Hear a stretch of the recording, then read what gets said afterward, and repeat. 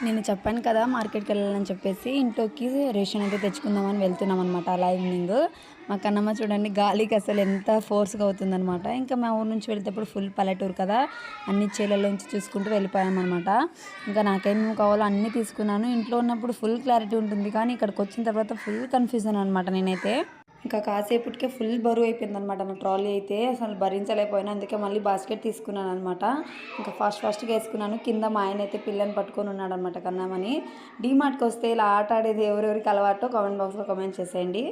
And అక్కడ చాలా late అయిందనమాట. ఈవినింగ్ అయితే వాళ్ళు బిల్ కొట్టేసరికి ఇంకా కన్నమ్మకి అక్కడున్న చక్కెర కూడా తినిపిసాననమాట. ఇంకా కన్నమ్మ థింగ్స్ అన్నీ తీసుకున్నాను నేనైతే ఫాస్ట్‌గా.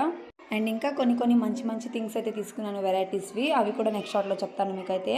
ఇంకా కన్నమ్మని తీసుకొని అలా ఆడిపించాను కొంతసేపు. ఎంత బాగా ఎంజాయ్ చేసిందో కన్నమ్మ అయితే. ఇంక అక్కడే ఉండి ఫుల్ అలసిపోయామనమాట. కిందికొచ్చి మేము బాదం పాలైతే తాగి ఇంటికైతే మళ్ళీ రిటర్న్ బయలుదేరిపోయాం. బాయ్ నెక్స్ట్ వీడియోలో